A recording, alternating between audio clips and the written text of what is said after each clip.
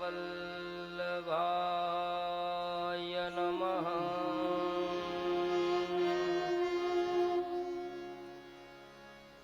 ઓમ નમો ભગવતે વાસુદેવાય નમઃ.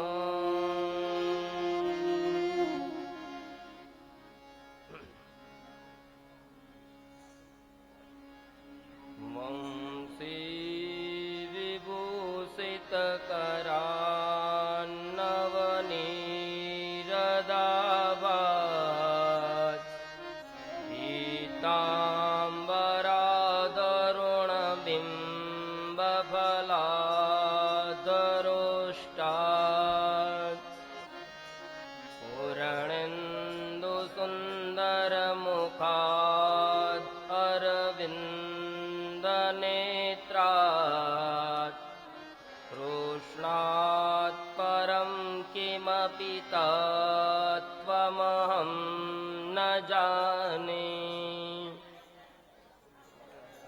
कृष्णात् त्वदीयपदपङ्कजपञ्जरान्ते अद्वैत मे विशतु मानसराजहंस. प्राणप्रयाण समये कफवातपीते कण्ठावरोदनविधो स्मरणं कुतस्ते.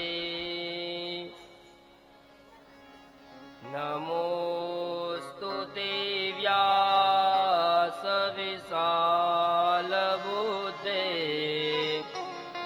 फुल्लारविन्दायतपत्रनेत्रम्. येन त्वया भारततैलपूर्णम् प्रज्वालितो ज्ञानमय प्रदीपम्. येन प्रव्रजन्तमनुपेतमपेतकृत्यम्. द्वैपायनो विरहकातर्या जुहाव. पुत्रेति तन्मयतया सर्वो विनेदुस्तम्. सर्वभूतहृदयं मुनिमानतोऽस्मि. वासनात् वासुदेवस्य वासितं भुवनत्रय सर्वभूतनिवासोऽसि वासुदेवं नमोस्तुते. बोलिए श्री भागवत भगवान की जय. विश्वनाथ महादेव की जय. सद्गुरु भगवान की जय. अपने अपने माता पिता की जय. प्रेम से बोलो ओम नमः पार्वती पति हर हर महादेव.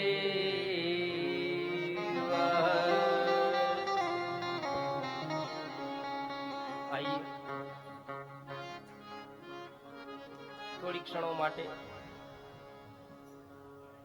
કાશીની અંદર આપણે બેઠા છીએ તો વિશ્વનાથના ચરણે જાય માનસી ભગવાન શિવની પૂજા કરીએ આરાધન દ્વારા અને આપણી કથા ગંગાને આગળ લઈ જાય.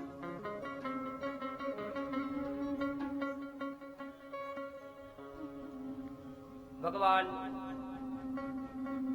વિશ્વનાથના ચરણોમાં અરજ કરીએ અને ભગવાન વિશ્વનાથની માનસી પૂજા કરીએ કે શિવજીના શરણે જે જાય ફેરો એનો સફળ થઈ જાય. શિવજીના શરણે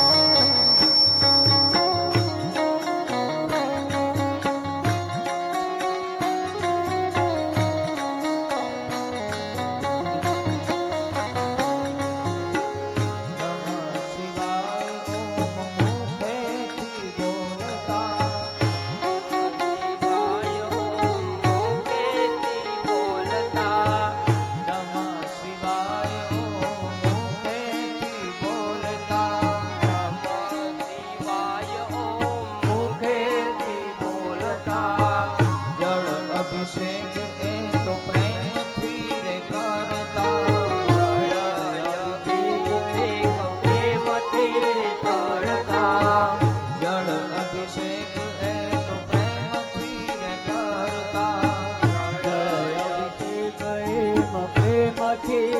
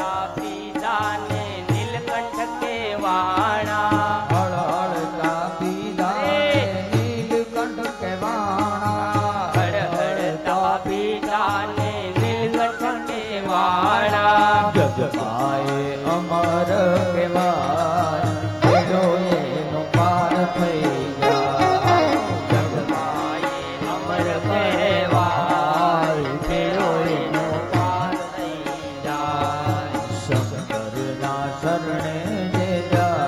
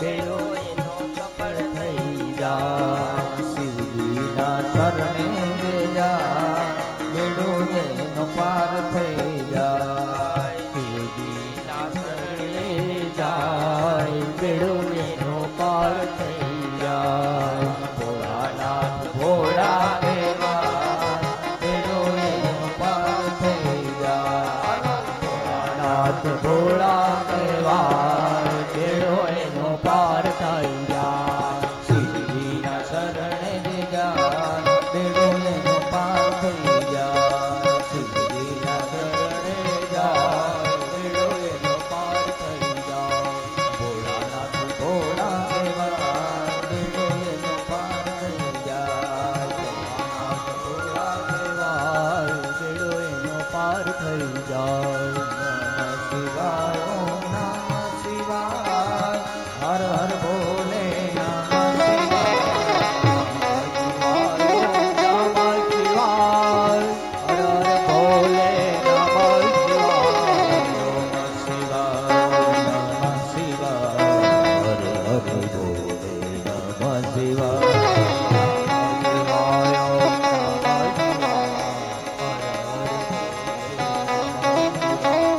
સોમેશ્વરા શિવ સોમેશ્વરા વિશ્વેશ્વરા શિવ વિશ્વેશ્વરા સોમેશ્વરા શિવ સોમેશ્વરા વિશ્વેશ્વરા શિવ વિશ્વેશ્વરા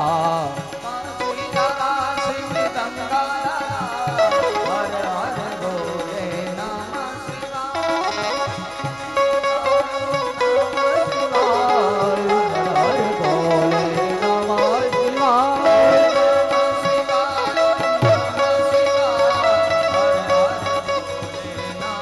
શિવાય નમઃ શિવાય ઓમ નમઃ શિવાય હર હર ભોલે નમઃ શિવાય શિવજીના શરણે જે જાય ફેરો એનો સફળ થઈ જાય ઉમાપતિ મહાદેવ કી વિશ્વનાથ મહાદેવ કી ઉમાકાંત સ્મરણેન વિધેય નમઃ પાર્વતી પતે હર હર મહાદેવ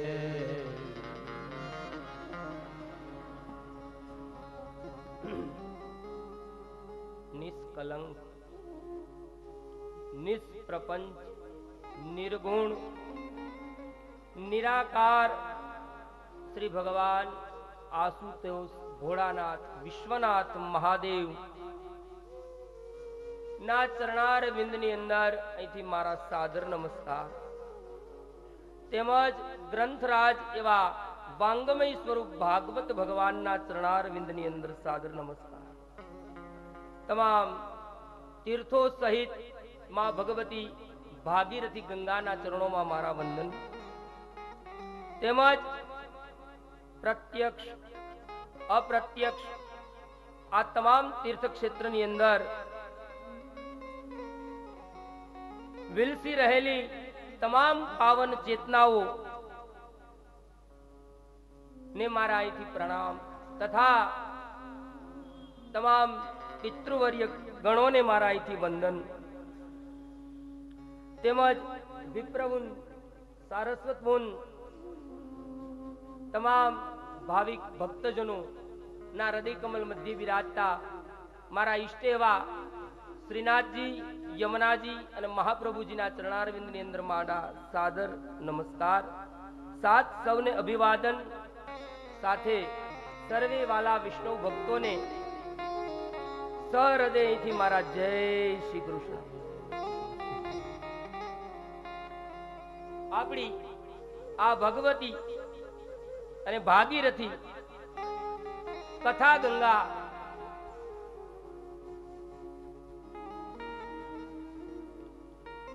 સપ્તાહ વાચન 7 દિવસીય કથા ગંગા સવારની અંદર આપણે મહાત્મ્યની અંદર હતા અને ત્યાં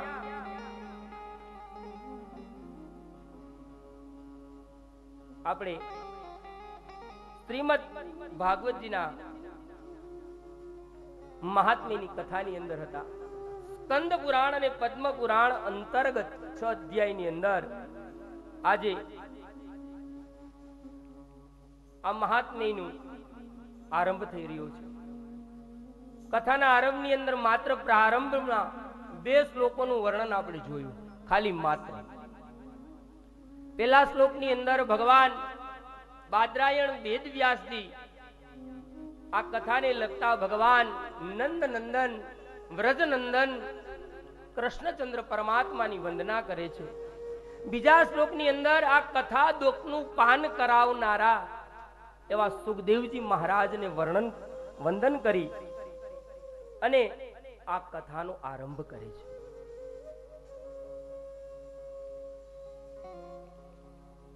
ભગવાન વેદવ્યાસ બાદરાયણ આપણને આ કથાનો આરંભ કરતા સર્વેને નેમી સારણ્યમાં લઈ જાય છે. ભાગવત કથાનો આરંભ નેમી સારણ્યમાંથી થાય છે. જેમ કે લગભગ બધી કથાઓ છે ને એનો આરંભ નેમી સારણ્યમાં થયો છે. અને નેમી સારણ્ય આવેલું છે ક્યાં બધાને ખબર છે? આજે હમણાં આગળ હું કહીશ આ ભાગવત શું છે, આગળ આવે જ છે. મારી પણ કલ્પના છે કે એક વખત હું આ કથા નેમી સારણ્યમાં પણ આયોજન કરું. એટલે કદાચ ભગવાનની ઈચ્છા હશે તો આપણું આગળનું આયોજન નેમી સારણ્યમાં જશે. એટલે લખનૌની બાજુમાં ચક્રતીર્થ જ્યાં છે, નેમી સારણ્યની પાવન ભૂમિ, જ્યાંથી તમામ કથાઓનું પ્રાગટ્ય થયું છે. કોઈ પણ કથા જોવો તો નેમી સારણ્યમાંથી આરંભ થાય. એક જ માત્ર શિવ પુરાણ પ્રયાગમાં આરંભ થયું. સૂત અને સોનક વચ્ચેનો સંવાદ છે.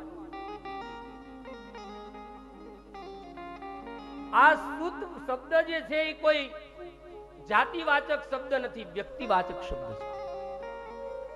આ સૂત કોણ? તો કે બ્રાહ્મણ પિતા અને ક્ષત્રિય માતાથી જે સંતાન ઉત્પન્ન થાય એને કહેવાય સૂત. એને વેદનો અધિકાર નથી. અને ભગવાન બાદરાયણ વેદ વ્યાસના શિષ્ય છે. અને એને વેદનો અધિકાર નહોતો એટલે વેદોના વિભાગ કરી અને વ્યાસજીએ પુરાણોની રચના કરી છે. આ પુરાણો બનાવ્યા. આ સુતજીની સાથે 88,000 એવા સોનકાદી ઋષિઓ હતા. 88,000. અને એમાં સોનક મુખ્ય હતા. 88,000 ઋષિઓમાં સોનક મુખ્ય હતા. એની સાથે મળી અને 1000 વર્ષ સુધી હાલે એવો જ્ઞાન યજ્ઞ કરવો છે. એક દિવસની આપણે તો 7 દિવસની કથામાં એ આવવા માટે હું તો લગભગ 6 મહિનાથી તૈયારી કરતો હતો. કેમ કે 4 મહિના પહેલા તો આપણે રેલવેની ટિકિટ લીધી છે, 120 દિવસ પહેલા.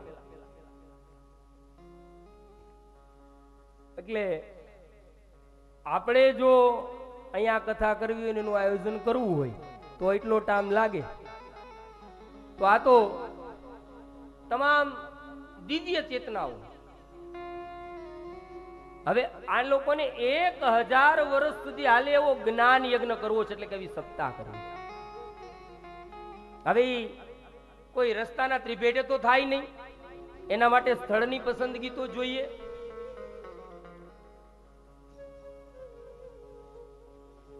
એટલે બધાએ વિચાર કર્યો કે કઈ જગ્યાએ કથા કરી જ્યાં આપણે કોઈને ન નડીએ અથવા તો આપણને કોઈ ન નડે એવા સ્થળ ઉપર જવું જોઈએ ને. એ તો કેવું સ્થળ ક્યાં છે, કોને પૂછવું? એટલે સુતજીએ કીધું કે આપણે બ્રહ્માને પૂછીએ. આ કથા આપણી જ છે. આપણા જ શરીરમાં બધા દેવતાઓ રહે છે. આપણી નાડીઓ છે ને એ જ 88,000 ઋષિઓ છે અને એમાંનો જીવ છે ને એ જ સુત પુરાણી છે. આજે આ સૂત પુરાણી કહે કે આપણે બ્રહ્માને સ્થાન વિશે પૂછીએ. એટલે બ્રહ્મા એ બુદ્ધિના દેવ છે, એટલે કે આપણે બુદ્ધિને પૂછવાનું કે આ કથા ક્યાં કરીએ. બ્રહ્મા બુદ્ધિના દેવ છે. એટલે આજે આ સર્વે ઋષિઓએ જઈ અને બ્રહ્માને કીધું કે બાપજી, અમારે આવો જ્ઞાન યજ્ઞ કરવો છે, તો અમને સ્થળ પસંદગી આપો, સ્થળ બતાવો કઈ જગ્યાએ અમે કથા કરીએ, આવો જ્ઞાન યજ્ઞ કરીએ કે જ્યાં અમે કોઈને ન નડીએ કે અમને કોઈ ન નડે, એવી જગ્યા બતાવો.